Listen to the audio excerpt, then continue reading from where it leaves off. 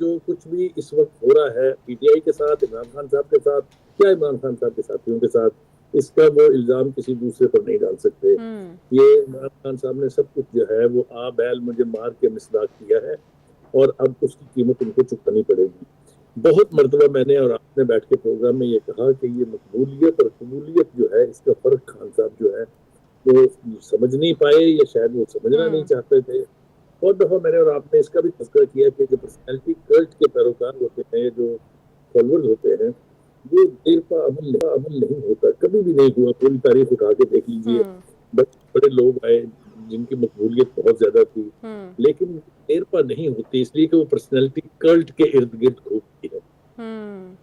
करने के बाद जो सबसे खौफनाक आस्पेक्ट है मेरे ख्याल से पूरी सूरत हाल का, वो ये है कि खान साहब आज जिस दौराहे पर खड़े हैं, उनके लिए उनको बहुत अहम फैसले करने होंगे। अगर वो नहीं करेंगे फैसले तो नुकसान उनका मजीद होगा।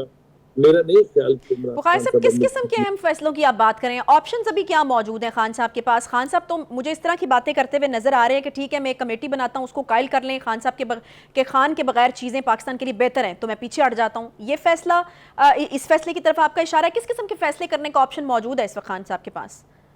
पहली बात तो ये है कि सबसे बड़ा नुकसान जो जिसकी मैं बात कर रहा था शुरू में, जो खान साहब को हुआ है, हम्म। वो ये कि उनकी बार्गेनिंग हैसियत जो है वो खत्म हो गई है। हम्म। हम्म। वो कुछ डिक्टेट नहीं करा सकते, हत्ता कि अपनी पार्टी को नहीं करा सकते, किसी और को तो वो क्या कराएंगे।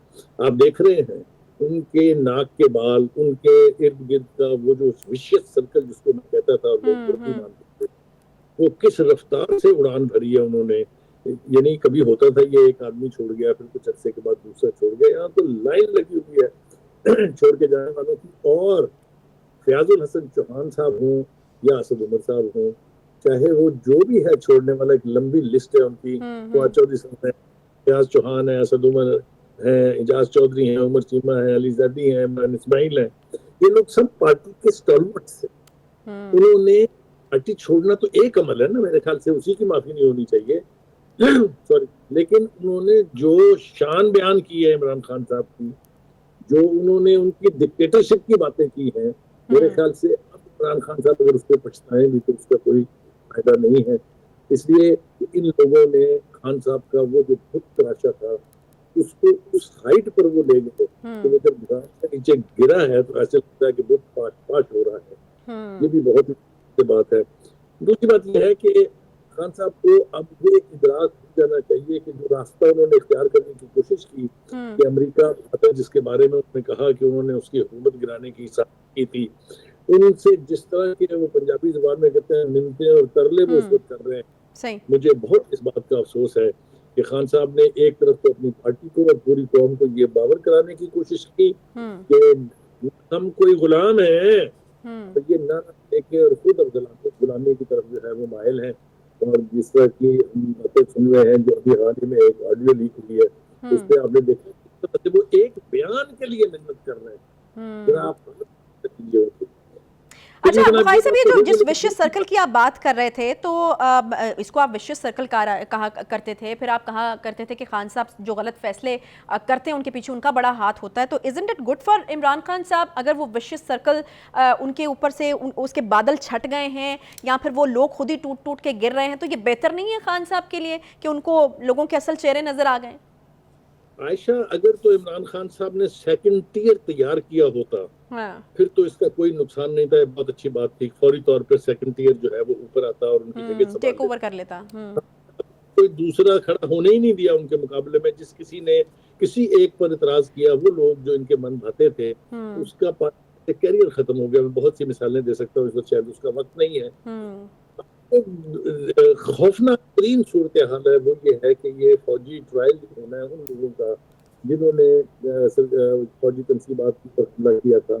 इसके ऊपर कुछ हल्कों से मैंने देखा कि कुछ इतराजात उठ रहे हैं, हम्म। लेकिन वो लोग ये तो जरूर कह रहे हैं कि जनाब ये पहली दफा हो रहा है कि ट्रायल जो है ऐसी फौजी अदालतों में होगा, ये झूठ है, ये गलत है। हम्म। बेशतर मतलब इससे पहले फौजी अदालतों से सजाएं हो चुकी है, उन पर अमल दरामद हो चुका है। और एक और बात जिसकी वजह जरूरी है, वो ये है कि ये नई अदालतें तश्कील नहीं दी गई हैं, ये हम्म। अदालतें पहले से मौजूद हैं। और जो लोग ये आर्गुमेंट देते हैं कि ये पहली दफा हो रहा है कि इस तरह एहतजाज करने वालों को फौजी ट्रायल के लिए फौजी अदालतों में भेजा जा रहा है, उनको ये भी याद रखना चाहिए कि ये भी पहली दफा था कि सही। इस तरीके से कमांडर का घर हो, GHQ हो। ये पता कि हिंदुस्तान 1965 की वॉर में आइकन्स थे जिनको चौराहों पर सजाया गया था ताकि दुनिया देखे कि पाकिस्तान की एयरफोर्स ने क्या मार के सर अंजाम दिए, पाकिस्तान की मुसल्लह अफवाज किस तरह से लड़ी। उन सबको आग लगा के आपने सिर्फ एक बात साबित की, या तो आप मुल्क के यार हैं, और ये कहने में इसलिए हक बजा रहा हूँ कि वहां पाकिस्तान के लीडर हमने देखा इमरान खान जो मोदी के जीने की दुआएं मांगता नजर आया हमें, और उन दुआओं के बाद जो कश्मीर का हाल उन्होंने किया है। मोदी क्या, मोदी का बाप भी हो, इससे पहले इतने बड़े बड़े लीडर रह चुके हैं वहां पे, किसी के बाप में जरूरत नहीं तो वो कॉन्स्टिट्यूशन की वो दोनों चीजें विड्रॉ करके और कश्मीर के खाना और रियासती जबर के साथ कर ले। शर्म आनी चाहिए, मैं समझता हूँ ऐसी रजीम के लीडर को जिसने ये वादा किया था कि हम हर जुमे को हम इख्तियार गवर्नमेंट की, कहाँ गए वो वादे, कितनी हमदर्दी है उनसे। मैं आपको एक वाकया याद दिलाता हूँ, पार्लियामेंट के अंदर जब लोगों ने तकरीरें की यानी हिंदुस्तान की इस हरकत के खिलाफ, तो खान साहब खड़े हुए और उन्होंने पार्लियामेंट के फ्लोर पे कहा था कि क्या मैं हमला कर दूं हिंदुस्तान पे। इस जवाब को लेके अगर आप चले तो आपको पता चल जाएगा कि कितनी दर्दी उनको कश्मीर के लोगों से है। एक तकरीर कर देने का मतलब हरगिज ये नहीं है कि आपने कश्मीरियों की जद्दोजहद आजादी जो है उसमें कोई कैपिटल या कोई बहुत बड़ा किया है। तो कश्मीर की हमारे से बात करेंगे तो वो बहुत ज्यादा लंबी हो जाएगी। सही। अच्छा बुखारी साहब, मुझे ये बताएगा कि खान साहब ने कारकुनान के कोर्ट मार्शल की कार्रवाई जो है वो सुप्रीम कोर्ट में चैलेंज कर दी है, यहाँ से क्या लगता है आपको, किस किस्म का रिलीफ जो है मिल सकता है? क्या इसको कानूनी तौर पर गलत कहेगी सुप्रीम कोर्ट? किस तरह का रिस्पॉन्स जो है एक्सपेक्ट किया जा सकता है यहाँ से? देखिए, मेरा ख्याल है कोर्टों का जो रवैया है इस वक्त, और जिस तरीके से ये कोर्टों में जाते रहे हैं, जिस तरह से इनको रिलीफ मिलता रहा है, वो तो हम थोड़ी देर के बाद बात कर लेंगे। सही। लेकिन दो बातें जो हैं वो बहुत जरूरी हैं। वो ये है कि एक और फीलिंग जो है पार्टी के अंदर आ रही है, वो ये है कि जितने भी वर्कर लोग थे, जितने भी पार्टी के जिनको कहते हैं हमदर्द थे, उनके यानी एक्टिव मेंबर थे या एक्टिविस्ट कह लें पार्टी के, उनकी माओ बहनों बेटियों भाइयों जाके पूछे क्या गुजर रही है उनके ऊपर। उन मसूद के हादसों अपनी जात, अपनी बेगम साहिबा और अपने चंद अजीजों के अलावा और किसी के लिए दर्द नहीं है। आपको याद है बहुत सारे लोग जिन्होंने छोड़ा है, उन्होंने ये कहा, बल्कि फयाजुल हसन चौहान जैसे बंदे ने कहा कि मैं गिरफ्तार हुआ तो किसी ने पूछा तक नहीं।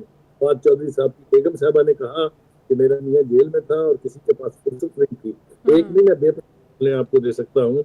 तो खान साहब को ना ही तो कभी वो इस तरीके से ग्रास रूट लेवल पर पार्टी के साथ जुड़े। मैं हमेशा कहा था कि वो जो हमें 3, 3.5, 4 नजर आते हैं, वो उनके वो टाइगर्स हैं। उसके अलावा उन्होंने आज तक किसी को पूछा, मेरे और आपको सुबह से शाम तक टेलीफोन कॉलें नहीं आती कि हमें ये पता करा दे कि हमारा बंदा है कहाँ, कौन सी क्या उसके साथ गुजर रही है, हमें पता ही नहीं है। खान साहब किधर हैं? उनके मुंह से सुनी आपने कोई बात इसके हवाले से? बुखारी साहब, आपको लगता है कि ये हमने देखा कि दीगर पार्टीज पर जब भी कड़ा वक्त आया, नून लीग की मिसाल ले लीजिए, पीपल्स पार्टी की मिसाल ले लीजिए, उनके जो रहनुमा थे, जो कायदीन थे, वो हमेशा हमें जेलों के अंदर नजर आए। मरीम नवाज, मियां नवाज शरीफ, शहबाज शरीफ, उधर पीपल्स पार्टी में भी बेनज़ीर भुट्टो साहिबा, जरदारी साहब, तो ये हमें नजर आई। यहाँ पर सिचुएशन जो है वो बिल्कुल उलट है। खान साहब बाहर हैं, सारी सीनियर लीडरशिप भी अंदर है, कारकुनान भी अंदर है। आपको लगता है इस वजह से एक डिफरेंस क्रिएट हो रहा है खान साहब और पार्टी जो दीगर पूरी पार्टी है उसके बीच में, इस वजह से तलखी आ रही है? बिल्कुल आपने ठीक कहा। देखिए, जो उनके चहीते हैं, अब नाम लेने की जरूरत नहीं है, चाहे वो जुल्फी बुखारी हैं चाहे दूसरे हैं, वो सारे बाहर बैठे हुए हैं। उनको तो वक्त से बाहर भेज दिया गया और वो चले गए। यहाँ पर पार्टी के अंदर आप ये समझे कि पार्टी के अंदर जितनी बिटर फीलिंग है, आप उसको नहीं कर सकती। आप देखें ना, तो मैंने आपको बताया कि सुबह से शाम तक लोग जो है वो थानों के चक्कर लगा रहे हैं, सुबह से शाम तक वो टेलीविजन के प्रोग्राम्स के अंदर दवाइयां दे रहे हैं कि हमें कुछ पता नहीं कि हमारे के साथ क्या हो। खान साहब के मुंह से आपने सुना कि उन्होंने किसी के घर के लोगों को खान आपने सुना कि खान साहब ने फला वकील की ड्यूटी लगाई है कि आप इनके मुकदमात लड़ें। और अब आप देखिएगा जब खासकर ये लोग जाएंगे, जाना तो है क्योंकि गेम ऐसा है, अदालतें तो फेस करनी पड़ेंगी, फौजी अदालतें।